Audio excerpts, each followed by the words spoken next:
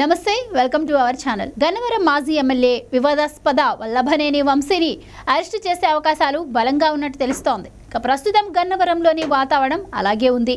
YCP అధికారంలో ఉండగా రెచ్చిపోయిన వల్లభనేని వంశీ ఇప్పుడు పత్తా లేకుండా దాక్కున్న సంగతి తెలిసిందే. గన్నవరం ప్రజలు తనకు కూడా దారుణంగా ఓటమిని రిటర్న్ గిఫ్ట్గా ఇవ్వడంతో ఇప్పుడు వల్లభనేని వంశీ నియోజకవర్గంలో తిరగలేకపోతున్నారు. పైగా ఎమ్మెల్యేగా ఎన్నికైన తన ప్రత్యర్థిని ఎదుర్కోలేకపోతున్నారు.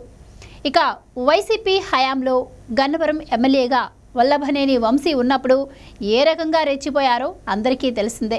కృష్ణా జిల్లాలోని గన్నవరంలో ఉన్న టీడీపీ ఆఫీస్పై వల్లభనేని వంశీ దాడి చేయించారు. నిజానికి టీడీపీ టికెట్ పైననే గెలిచిన వల్లభనేని వంశీ పార్టీ ఫిరాయించి తనకు అవకాశం ఇచ్చిన చంద్రబాబు పైనే కర్కశంగా వ్యవహరించారు, అనరాని మాటలు అన్నారు.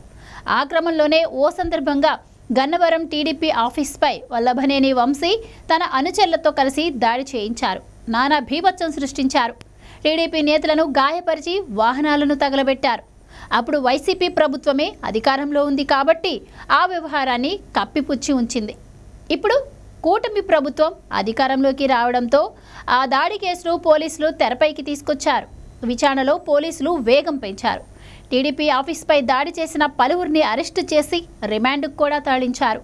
అందులో మాజీ ఎమ్మెల్యే వల్లభనేని వంశీని 71వ నిందితుడిగా చేర్చి గన్నవరం కోర్టుకు రిమాండ్ రిపోర్టును సమర్పించారు.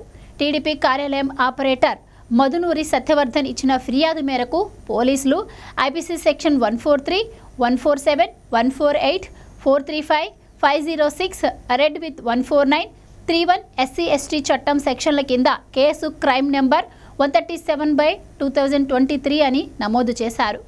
ఇక ఈ నేపథ్యంలోనే ఆయన్ను అరెస్ట్ చేస్తారు అనే ఊహాగానాలు ఉన్నాయి. ఎన్నికల్లో ఓటమి తర్వాత వంశీ గన్నవరం నియోజకవర్గానికే రాలేదు. గత నెల 7న విజయవాడలోని నివాసానికి వచ్చిన సమయంలో టీడీపీ శ్రేణులు వెంటపడి మరీ తరిమారు, దాడికి యత్నించారు.